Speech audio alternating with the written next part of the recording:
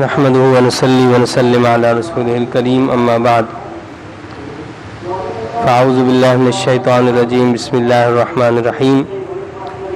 سورۃ الرعد میں بھی قدرت خداوندی کا تذکرہ کیا گیا ہے۔ اللہ تعالیٰ خفیہ اور ظاہر دونوں باتوں کو خوب جاننے والا ہے، اور بتایا کہ ہر آدمی کی فرشتے حفاظت کرتے ہیں، یعنی اللہ تعالیٰ نے ہم میں سے ہر انسان کی حفاظت کے لیے کچھ فرشتے مقرر کیے ہیں جو ہمیشہ ہماری حفاظت کرتے رہتے ہیں۔ ہاں، جو چیز انسان کی تقدیر میں لکھ دی گئی ہے، جب وہ وقت آتا ہے تو وہ راستہ چھوڑ دیتے ہیں۔ رعد بھی اللہ کی تسبیح کرتا ہے۔ رعد وہ فرشتہ ہے جو بادلوں کو ہانکنے پر مقرر ہے، اور بجلی اس کا کوڑا ہے، اور سب فرشتے اللہ کی تسبیح بیان کرتے ہیں۔ مثال دے کر سمجھایا گیا کہ حق بات ہمیشہ قائم رہتی ہے، اور ناحق کو کوئی قیام نہیں۔ جہاد کی طرح وہ ٹھہر نہیں سکتی، اور حق بات سے ہمیشہ لوگ فائدہ اٹھا سکتے ہیں۔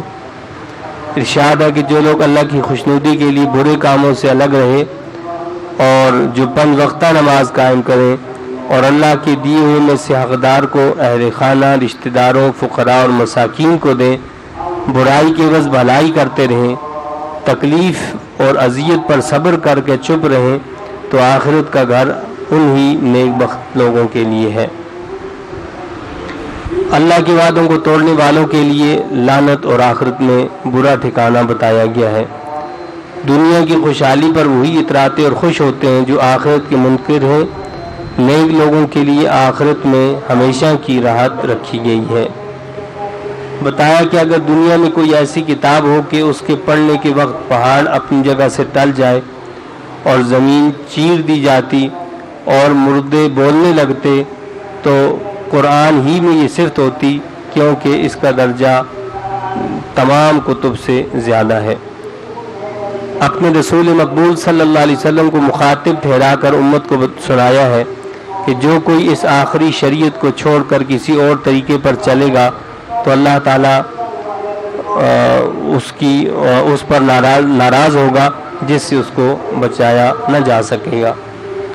سورہ ابراہیم آتی ہے، قرآن کریم کو اس لیے بھیجا ہے کہ تم لوگوں کو کفر و نفاق اور شرک و بدعت کی تاریکیوں سے نکال کر ایمان اور اخلاص اور سنت و توحید کی روشنی ملے جائے۔ یعنی یہ قرآن کی صفت بتائی گئی ہے کہ قرآن جو ہوتا ہے وہ انسان کو نفاق سے نجات دیتا ہے، کفر سے نجات دیتا ہے، اور اس کو ایمان و اخلاص کی دولت سے مالا مال کر دیتا ہے۔